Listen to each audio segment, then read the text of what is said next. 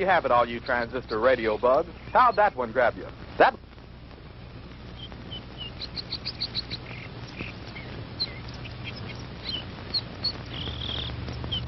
Howie, for heaven's sake, it's almost dark. If you don't hurry up, we're going to be late for the game. Margie, have you ever tried to fix a fuel pump to a rock and roll beat? Well, I'm sorry it made you nervous. I just thought it was a good chance to get in some practice. It's okay. Forget it. Nothing I can do anyway. At least not way out here. Well, I wish you hadn't taken this crazy nowhere shortcut. Boy, this is like Lostville. I know. I goofed. And I've got to get some help if we're going to get there in time for the kickoff. Hey, didn't we pass a farmhouse about a mile or two back down the road? Yeah, that's right. Back around the curve. Come on, we'll be shorter through those woods.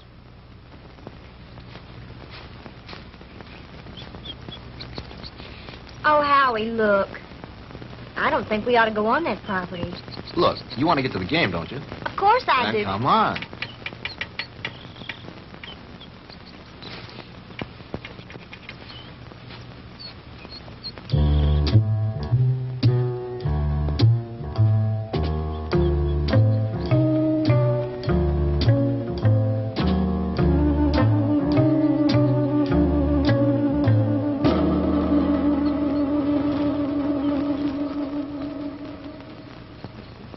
Howie, it's cold.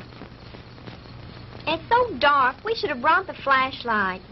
Ah, it isn't working. Batteries are down and I forgot to replace them.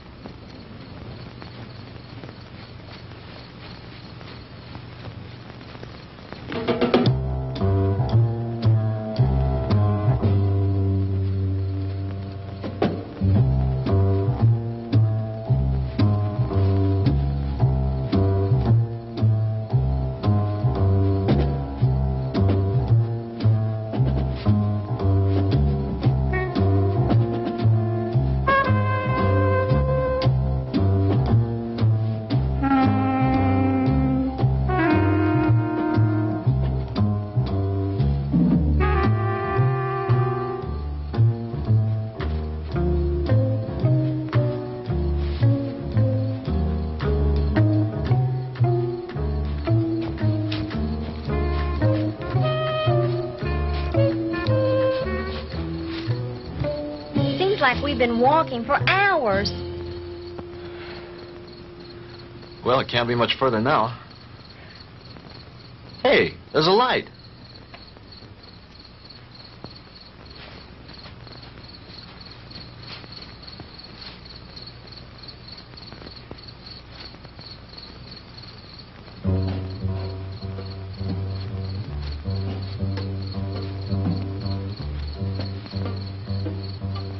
Huh.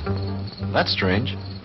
Campfire way out here in the middle of the woods and nobody around. Kind of creepy, isn't it? Yeah. Hold it right there, both of you. Hey, Dad, what are you made up for? I mean, what's the bit? Hey, now, don't point that thing at us. It could go off. Come on now, who are you guys? What kind of a joke is this? I mean, out here in the middle of... Joke, boy? You think this is a joke? Howie, I'm frightened. Look at him. It's got to be some kind of a gag. This can't be for real. Howie, what's it all about? I don't know. Honey, do as I tell you. You edge around behind me. Tell me between them and you. Then run like the devil. Howie, not alone. Do as I say. What are you two young'uns doing out here? Quick, don't let them get away! Run, Margie! Head for the car! Stop, boy! I'll shoot!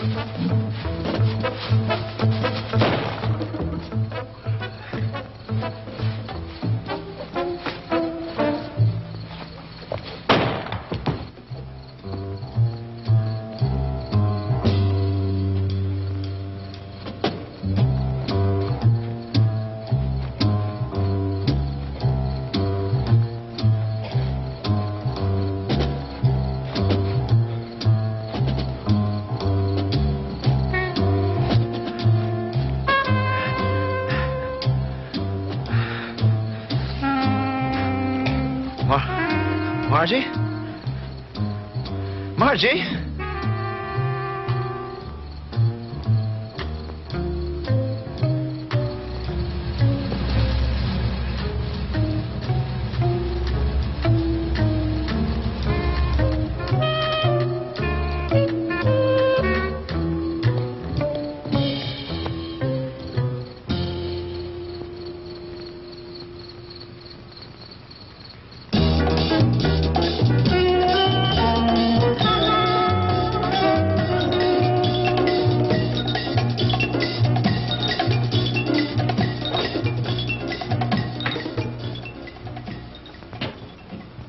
Oh, hello, Jim. What do you need? I need my ever-loving paycheck. What's the rush? Payday's tomorrow. I know, but Reed said you'd have it for me tonight. Oh, did he now? Yeah, that way I get a couple hours head start on my first vacation in 3 years. Relax. The girl's on her way up from accounting with it now.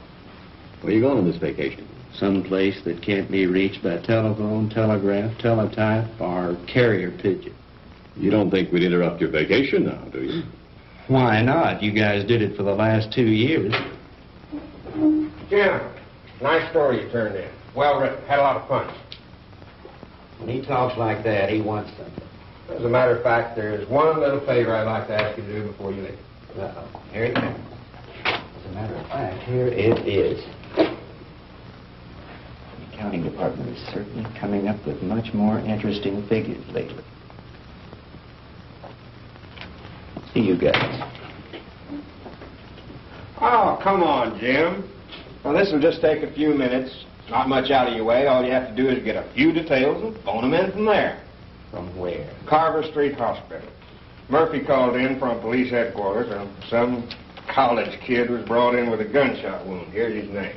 Why doesn't Murphy cover it? He's on police tonight. He's busy on the cat burglar story. Who shot the kid? That's what I want you to find out. May not be anything in it, but you never can tell. Okay, I'll do it. But afterwards, I'm leaving for my vacation. Definitely, irrevocably, and finally. Do you read me Great White Fathers? Only too clear. Have a good time. I intend to.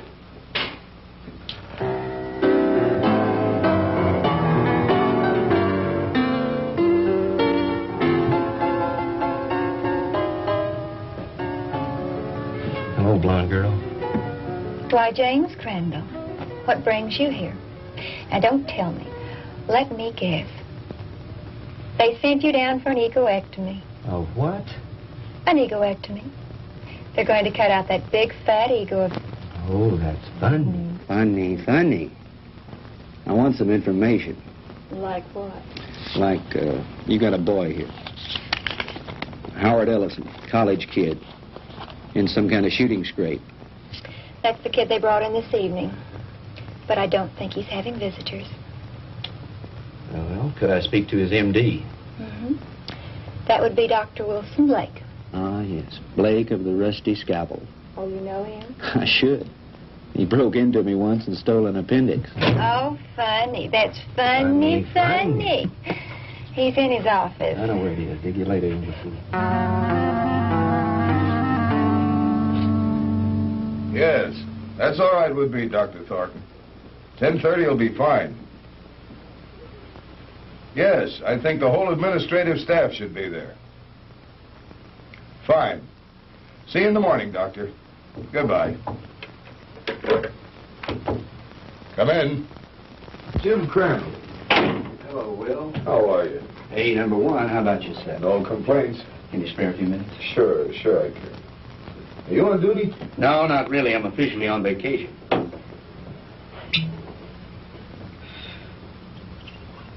Soda? Just straight, thanks. I bet you're here for a story on that Ellison boy. Good bet. Sit yourself down. So are some friends of yours. They left about an hour ago. Uh-oh, the local gendarmes, no doubt. Right. Lieutenant Partain and a couple of his men. They talked to the boy for about an hour and then finally... Wait a minute. Talk to him? You mean the Ellison kid's able to talk? Sure, he wasn't hurt too badly. The bullet didn't enter any of his vital organs. But the nurse said he couldn't have any visitors. Well, he can't. At least not now. He was too tired after that session with Partain. I want him to get some rest. Well, when can I see him? In the morning. In the morning? But, Talk, I got to phone something into the editor. I can't fool around on this thing. I leave on my vacation tomorrow. Well, I envy you. We're so short-staffed here at the hospital, there's no telling when I'll be able to take a vacation. What did the kid say when he talked? He told a real weird story. The police have a transcript of it. I'd rather hear it from you if you don't mind. I don't think I should repeat it. I imagine the lieutenant would rather tell you himself. Ah, come off it, Doc. You know Partaine's not going to give me anything till he's good and ready. All right. All I can do is repeat what the boy said. But I'll warn you, you won't believe it. Suppose you try me. Well, this Ellison kid is a student at the university, a cheerleader, an honor student, an all-around popular kid. Early this afternoon, he and this co-ed... Co-ed? You mean there was a girl with him? Yes, one of the majorettes from the band, a girl named Margaret DeMar. DeMar? Couldn't be related to Sandy DeMar, the nightclub thrush. As a matter of fact, yes, her sister. Well, that adds a dash of color. What about the girl? I'm getting to that. Now, do you want to hear this story or not? Okay, go ahead. Well, early this afternoon, they left the university on their way downstate to that night game against Southern Tech. They had permission to drive down instead of going on the bus with the other students. They were running short of time, so they took a shortcut on one of those farm roads. Ellison's car started acting up and finally quit on them. They had to have help, so they started walking, trying to make it to a farmhouse. I said, hold it right there. Hey, Dad, what are you made up for? What are you two young'uns doing out here? Quick, don't let him get away! Run, Marjorie! Head for the car! Stop, boy! I'll shoot! He started running, and that's when he got shot. He got up and he kept on running. He made it back to the car. He looked around for the girl, and she wasn't there. After that, he blacked out. A passing motorist picked him up and brought him in, and that's the story the way he told it. You sure weren't kidding when you called it weird. I've heard some screwy ones in my time, but this one takes the prize. Yeah, that was exactly my reaction, at first. What do you mean, at first? Well, sometimes I'm forced to alter my opinion by certain evidence. I don't know if you're aware of it, Jim, but my hobby is American military history. I collect historical military objects like some men collect stamps. Like this item that was brought in by a patient a couple of months ago. You know what that is? Well, it looks like some kind of rifle slug. Mm-hmm. I have a cigar box full of those at home. My brother and I used to find those in the woods and dig them out of trees when we were kids, back in Georgia 30 years ago. It was one just like the one you're holding now that I took out of young Ellison's body and gave to the police this evening. And if you ask me, they're going to have to dig a long way back in their ballistics file to find anything that matches that. Yeah? Yeah. You see, that's a mini ball. The kind of a bullet they used during the Civil War.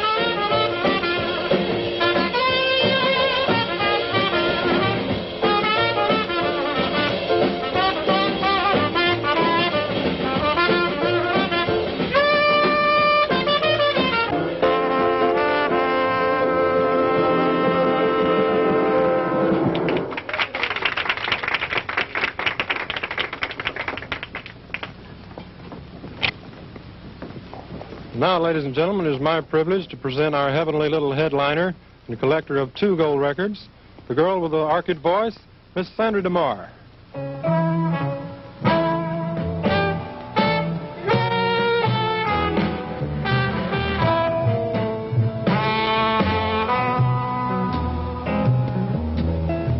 Go on away and leave me alone. I want to be by myself when I cry. And there's gonna be some crying, 'cause I just told my baby goodbye. Get out of here and leave me alone. I don't care whether I live or I die, 'cause my life's already over. It ended when you told me goodbye.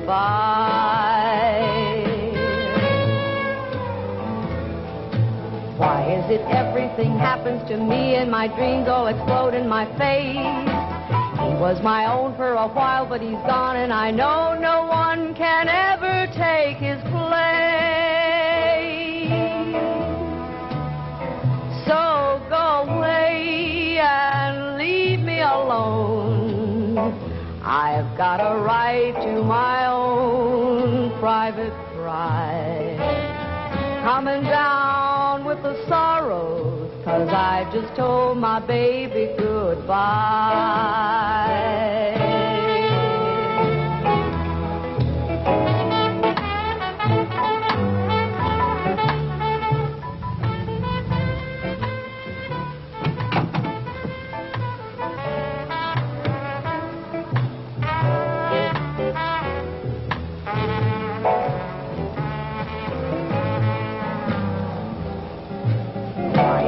Everything happens to me and my dreams all explode in my face.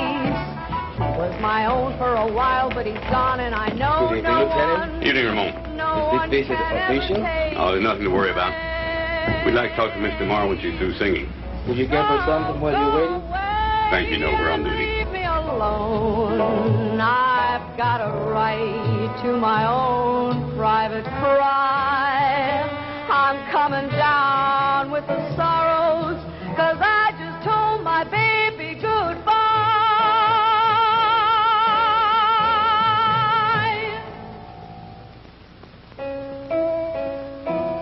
'Cause I just told my baby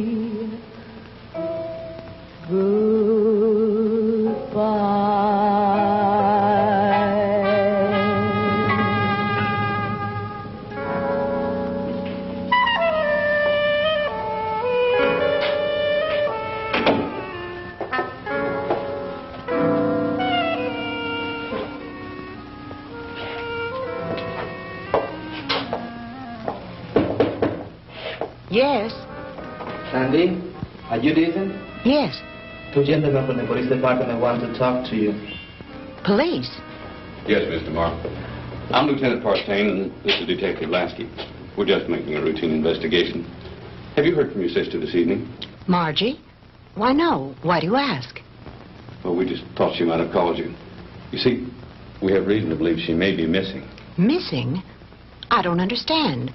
She's at a football game in Stephenville with Howard Ellison. I'm afraid not, Miss DeMar.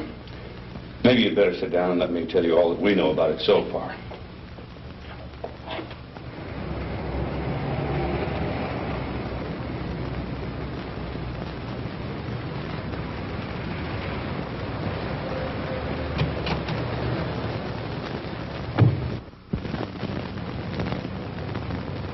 Well, Lieutenant Partain, is it a raid or a payoff? Lasky, we got the Walter Winchell of the Boondocks again. You been talking to the DeMar girl? So you know about it already? Yeah, but not enough. Can you fill me in? At this point, you probably know just about as much about it as we do. Why don't you stop by the office in the morning when we have more time to work on it? Oh, come on, Fred. Can't you give me something tonight? I start my vacation tomorrow. Good fishing.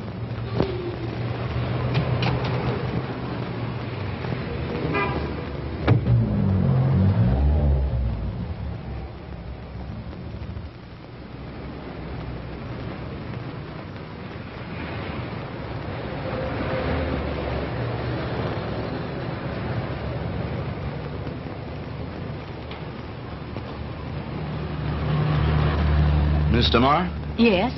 I'm Jim Crandall with the Sentinel. Could I talk to you a moment? I'm sorry, Mr. Crandall. I really haven't time to talk. I've got to get home in case my sister calls. Well, that's what I wanted to talk to you about. Can I give you a lift home? Thanks, but I'll take a cab. Well, they're kind of slow this time of night. Well, all right, if you're sure it's not out of your way. Of course not. It's part of my job.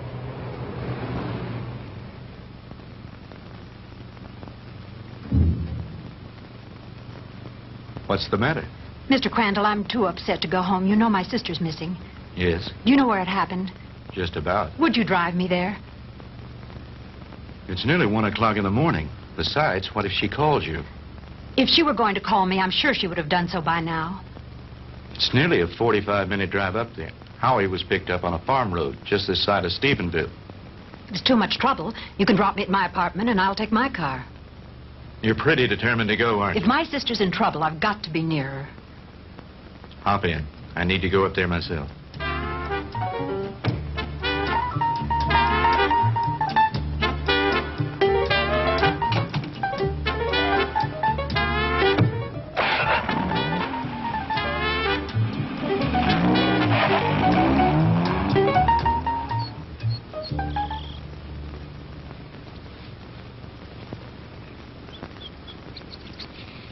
Lieutenant, we checked that house from top to bottom.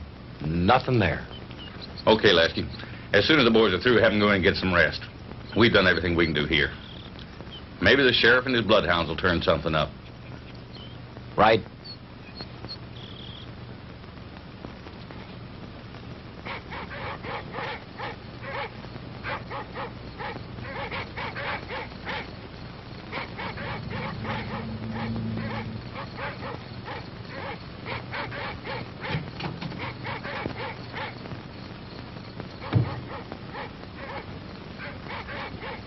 Lieutenant Partain around. He's up in the woods someplace. Evening, ma'am. Has there been any news of my sister? You're Sandra DeMar? Here comes Partain now.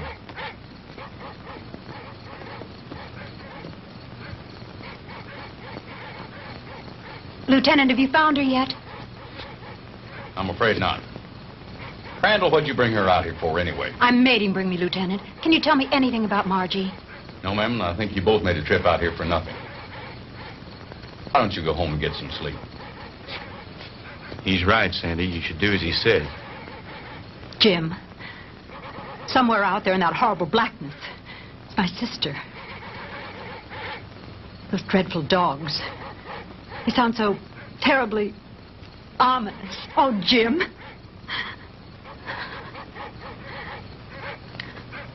Come on. We'd better get back.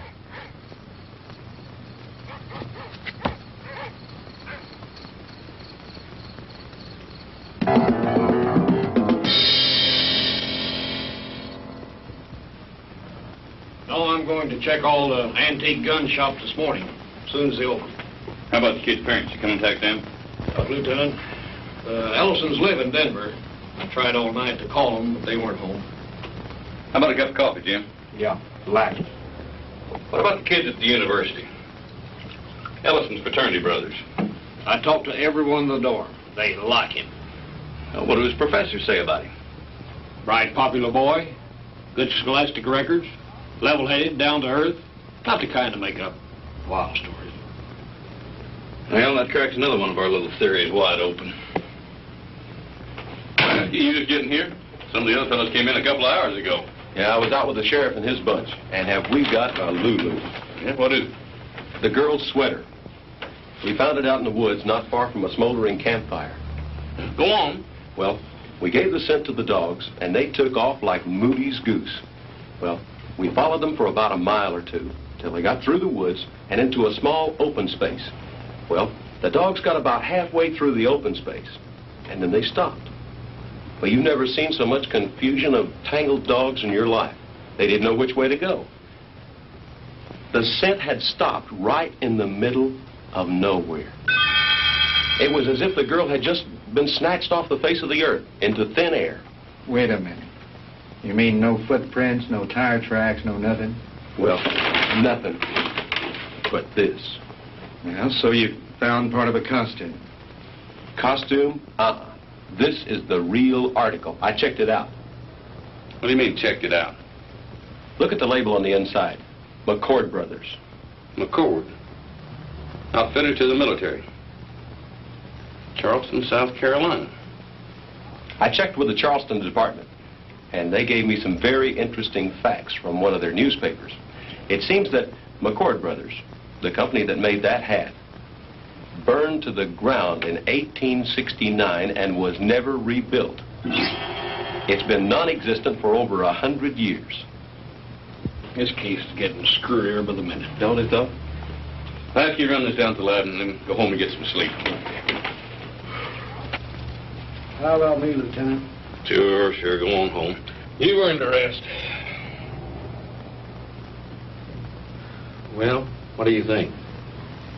How was Mr. Marr when you left her? Shook up, naturally. She's spending the night with her girlfriend. Fred, about this whole mess, what's your opinion? I'm not paid to have opinions. I'm paid to put jigsaw puzzles together. But seriously, what do you think? I think there's a logical explanation to everything. Two men were in those woods in costume and makeup. Anyone knows there's lots of guys around nowadays who collect antique guns. They belong to clubs, they have meetings and shooting contests every so often. A couple of them got liquored up a little, wanted to have some fun and scare the kids. But something went wrong. It's as simple as that. My hunch is, as soon as they get up enough nerve, they'll come in, give themselves up. It's a nice theory, Jim, but what happened to the girl? Well, your guess is as good as mine.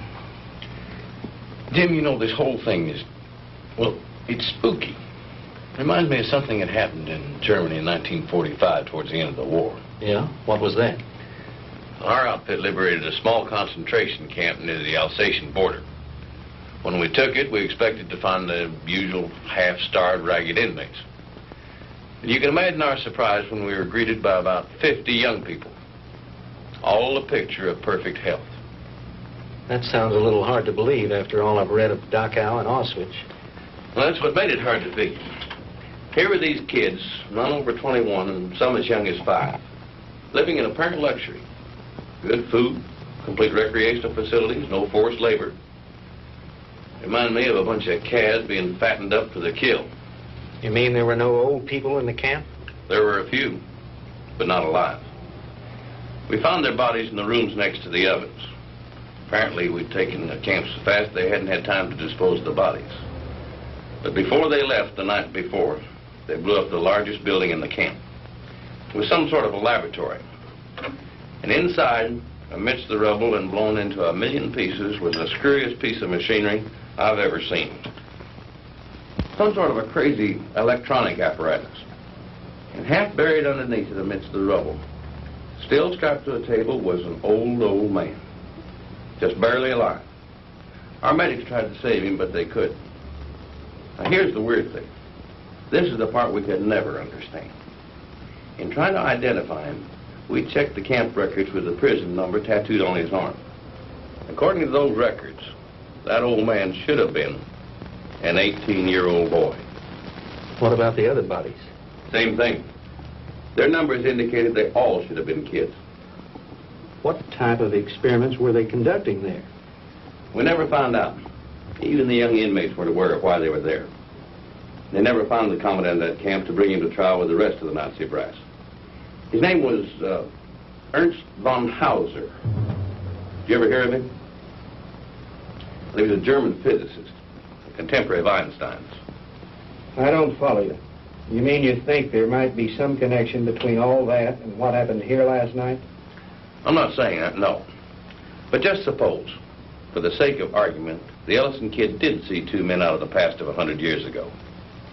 That would mean somebody around here is tampering with time. Somebody was also tampering with time in that concentration camp. Now, wait a minute. Let me get this straight. You think that the machine found in that concentration camp was some kind of time machine, and that there may be another one like it around here. Is that what you're saying? I'm not saying anything. I'm just supposing. After all, they never found von Hauser. Lieutenant? Yeah, Walt. Captain wants to see you in his office. Wants you to bring the file on the Maddox case. Be right there. How am I ever going to turn in a story like that? That's your problem.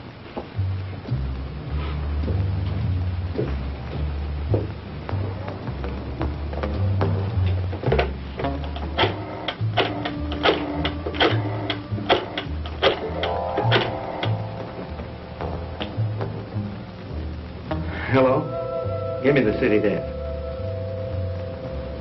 Hello, Reed? Crandall again. Would you tell Shaw I'd like to postpone my vacation and stick with the Ellison story? Yeah, that's right. You know that Pulitzer Prize you're always kidding me about? Well, if this thing turns out to be what it looks like, I just might win it. No, nothing new at the moment. I'll keep you posted. Yeah, I've got a little research to do in the library. Then I'm going to the hospital to interview the kid. Right. Talk to you later.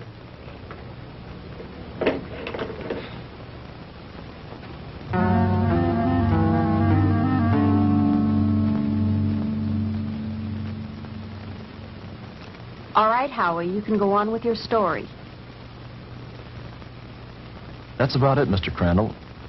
I remember reaching the highway, and Margie wasn't there. And then I blacked out, and the next thing I knew, I was here at the hospital. And you really don't think, Howie, that those guys were just a couple of kooks in Civil War costumes? Mr. Crandall, I don't know how to explain it, but I got the distinct feeling that these guys were for real. I mean, like something straight out of Gone with the Wind. Howie, what's your idea of what happened to Margie? Do you think these two guys grabbed her? I don't know, Mr. Crandall. I don't know. That's what's bugging me out of my skull. Nurse, is Mr. Ellison awake? Yes, he is. He has another visitor, but you can go on in. Thank you.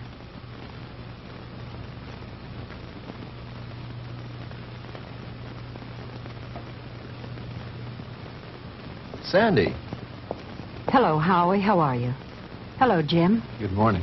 Have you heard anything from Margie? Not yet. I brought you some flowers. Thank you, Sandy. I'm sorry about all this. I mean... It's all right, Howie. Now, don't you worry. Whatever happens, I know it wasn't your fault. Jim, have the police found out anything yet? No new developments. I'm going up there in a little while and have a look around myself. I want to see the place in the daylight. Would you mind if I went with you? Of course not. I'd enjoy your company. Howie, would you forgive us if we ran off right away? Sure. I understand. I'll drop back in later. Bring me some magazines. Yeah. True Confessions and Ladies' Home Journal. Gee, thanks, Mr. Crandall. Those are two I never miss. See you later, Howie.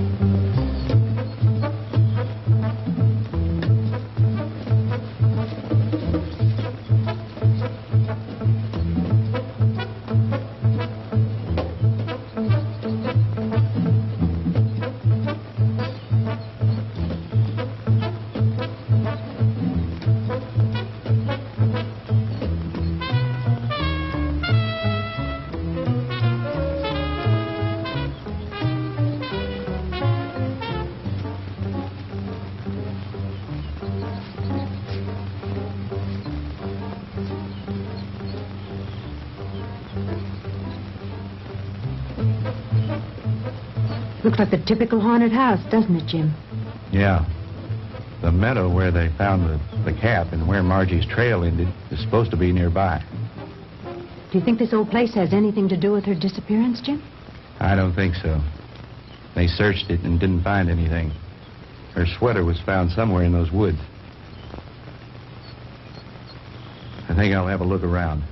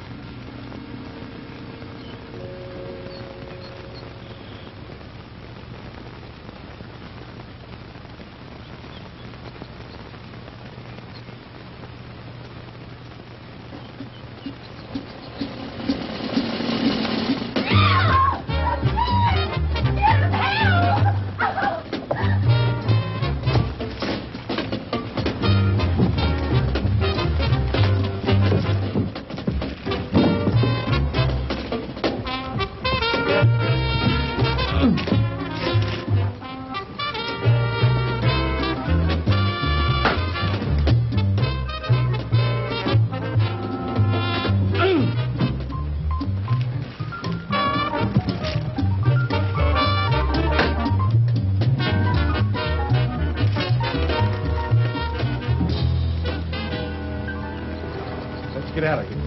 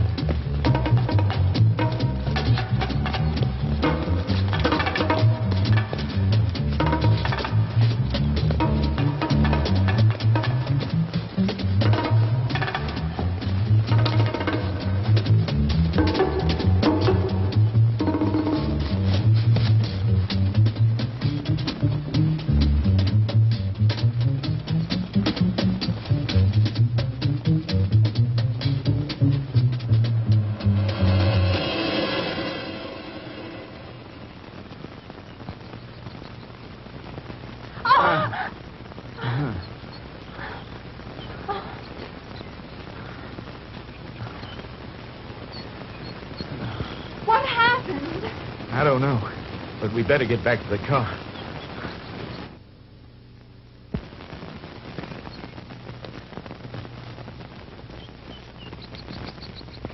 Jim! Oh, the car! It's gone!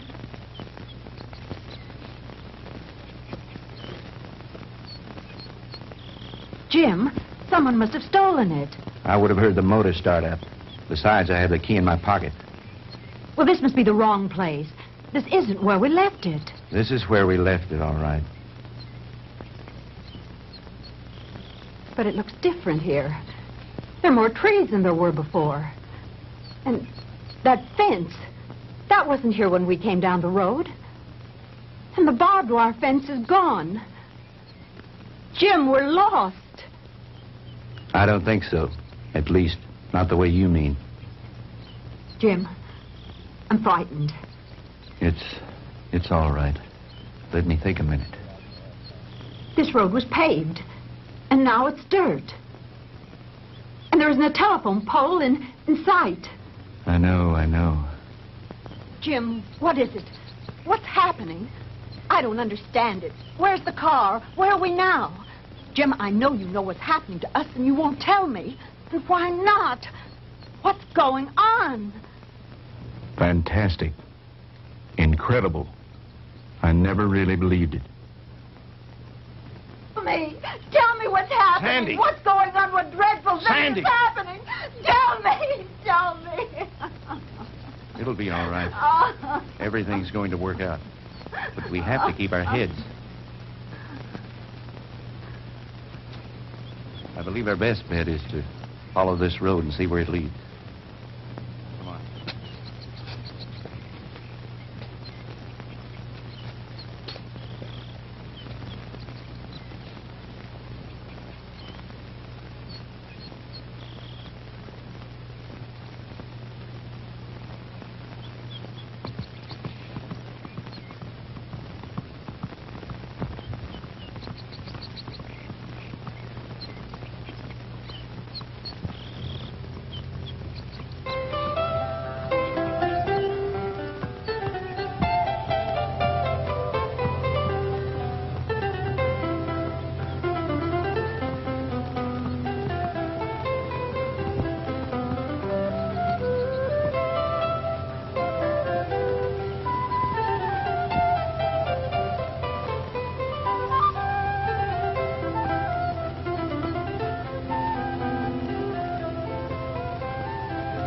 Jim, his clothing. I know. Ours are just as strange to him, especially your short skirt. Friend, what year is this?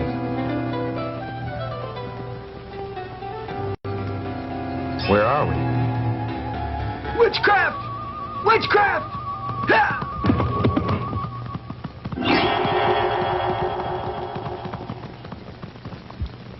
Jim.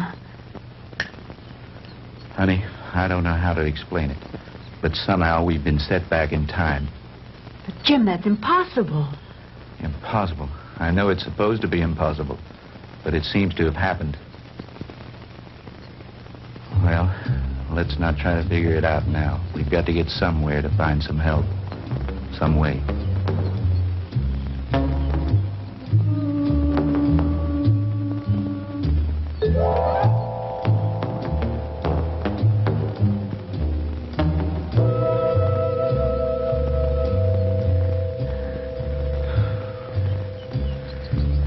Jim, I'm sorry, but I don't think I can go any farther.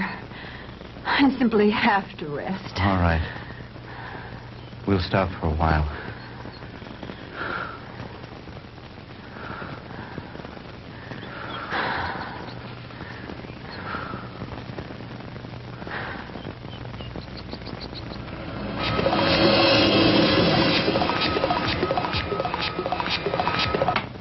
Welcome, my friends, to my little workshop.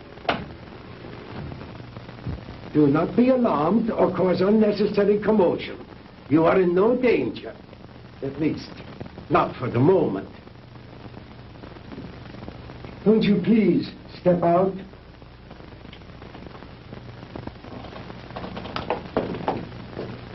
I am Dr. Ernst von Hauser. These are two of my assistants, Manfred and Wolf. Where are we? I told you. We are in my little workshop. And I tell you again, please do not be alarmed. What time is this? What century are we in? Does it matter, my friend? There really is no such thing as time, except as a relative measuring device in your own mind. We're not interested in double talk. What happened to Margaret DeMar? What have you done with it? Please, Mr. Crandall, you will please remain calm. What have you done with my sister? Your sister is entirely safe, Mr. Marr, and I assure you I did not bring her here intentionally. She certainly didn't come here of her own free will. I didn't say that. I brought her here to keep her from harm. Then where is she? Let me see her. But of course. To the armor! Come into here. Schnell! To the armor. Bringen Sie Fräulein DeMar zu Ihrer Schwester. Well,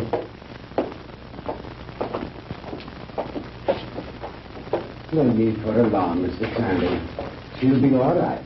She'll be able to freshen up. We will even furnish her a change of clothing.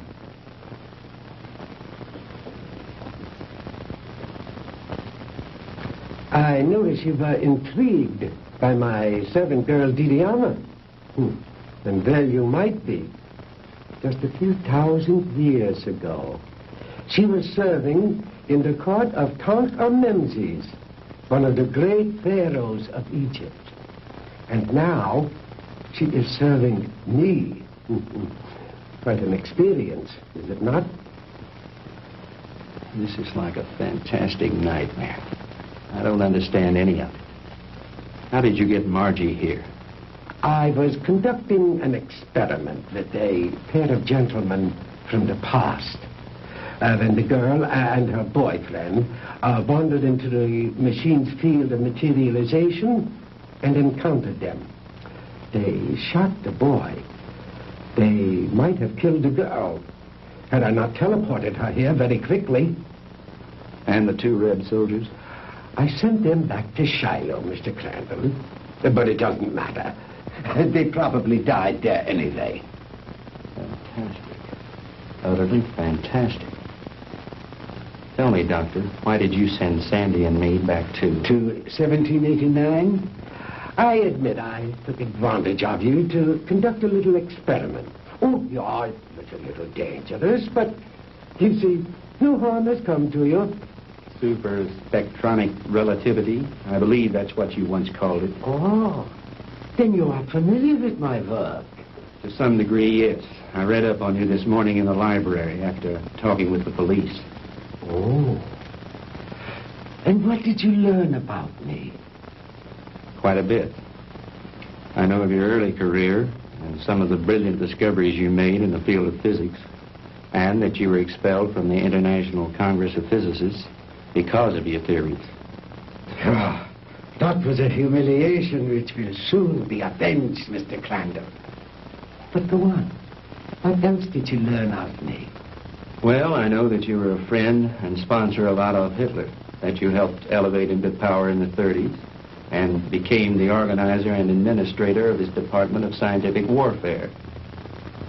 That's another thing that puzzles me, Herr Doctor. Why a man of your brilliance should identify himself with a fanatical madman like Hitler.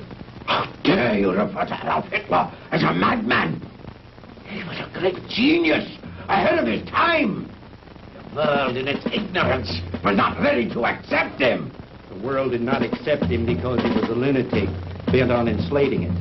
Do you call a man who is responsible for the mass murder of millions a great man, a genius? Anyone with enough intelligence to examine history knows there are times when lives must be sacrificed for the benefit of future generations. And he was willing to do this in order to lead his people into darkness, into oblivion. That's where he was leading them. And like all other power-crazed dictators before him, he failed. Thank God there were people in the world with enough courage to resist and to conquer him. What do you know in your stupid, petty little mind?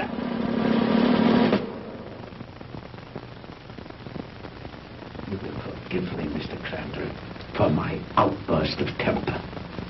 You are, of course, entitled to your own opinion, for whatever small purpose it may serve you. Let me enlighten you, Mr. Crandall, on a few things of which you and the rest of the world are unaware. Blame for the loss of the war cannot be laid to Hitler or his doctrines. It was I who failed him. Me and the General Staff. He called for weapons, super weapons, to turn the tide of war in those last few days. Because of my inability to deliver those machines soon enough, we were defeated. It might interest you to know that during those last few months of the war, we had almost perfected weapons so far in advance of anything that had gone before them as to make modern warfare in all its forms completely obsolete. Oh, if we had only had time for further experiments. I know of some of your experiments, like the ones carried out in a certain concentration camp. Oh, then you know about the agent machine. Yeah, we had almost perfected that one when the war ended. Oh, but that machine was one of the more primitive devices. like the jets and the rockets that we used so briefly. We were in the final stages, Mr. Crandall, of perfecting weapons that were truly astounding and against which you would have had no defense. A cannon that killed with sound waves, yet was completely silent. A giant generator gun that could electrocute whole armies in the field. Oh, and more, many more. We'd have only had a few more months to perfect those weapons. We could have plucked victory from the jaws of defeat. The Third Reich would have endured, not for 1,000 years as the Fuhrer dreamed, but forever. But the fact is that you failed, Herr Doctor. Failed and lost. But you are forgetting one thing, Mr. Crandall. That was 20 years ago. Since then, I have perfected and even improved on my original weapons. And we have conquered time. Dr. Einstein's so-called fourth dimension. Hitler will return, Mr. Crandall, and soon. Your victory was but a temporary one.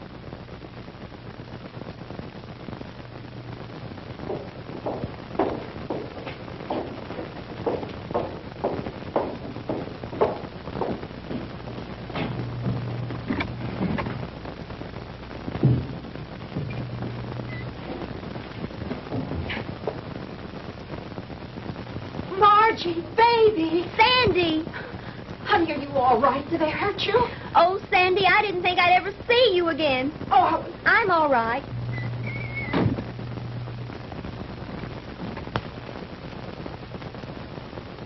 Let us out of here. Open this door. Let us out.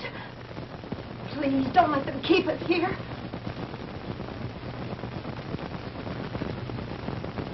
I have my own underground atomic power supply. Here are the master controls, and here are the selectors. With this dial, I can control the century I wish to deal with.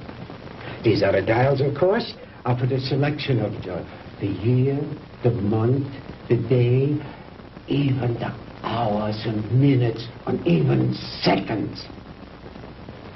These are the acceleration switches with which I can control the velocity or speed of the passage of certain relative segments of time, just as you would increase or decrease the speed of an automobile. Is that too difficult for you to grasp, Mr. Crandall? Frankly, I'm beginning to doubt my sanity. Well, you needn't. After all, there are very few people in the world who can understand even Dr. Einstein's theory of relativity. And my theories go far beyond his. But you are an intelligent man, Mr. Crandall. Perhaps I can explain it a bit more simply.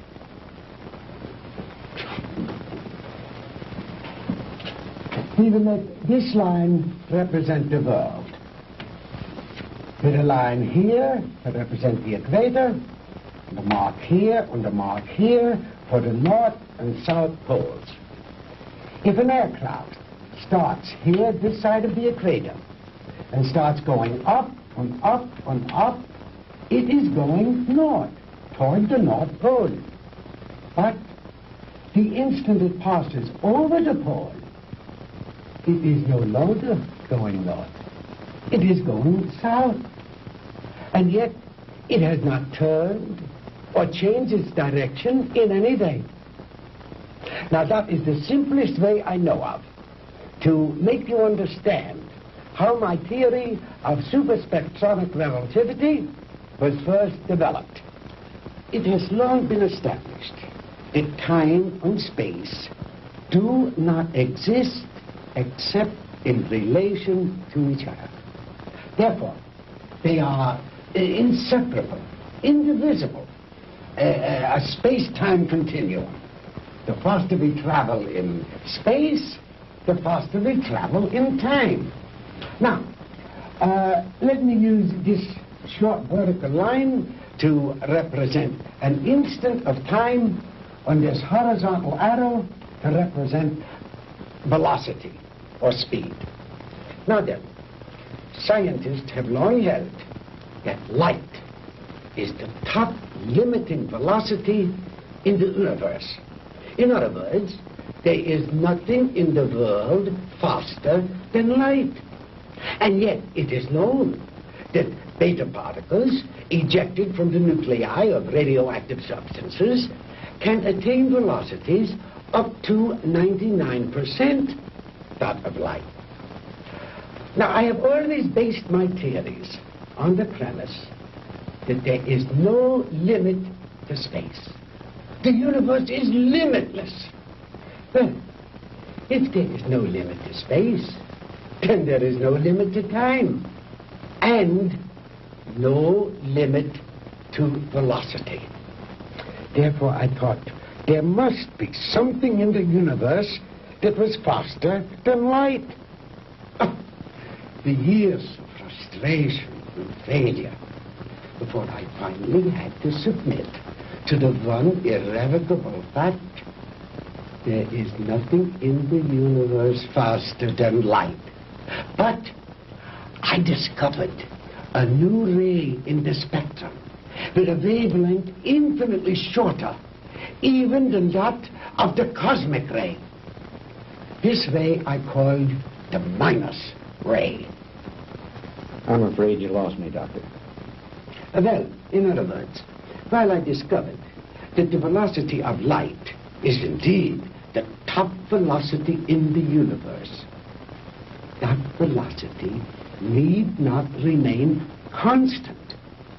I discovered that through minus rays, velocity could actually be accelerated. And let me illustrate in this way. This line represents an instant in time. An instant, that is, in relation to our immediate vicinity in space. Now, if you enter a dark room or flip a switch, that room is instantly flooded with light. That is because that light, traveling at its great velocity, takes hardly any time at all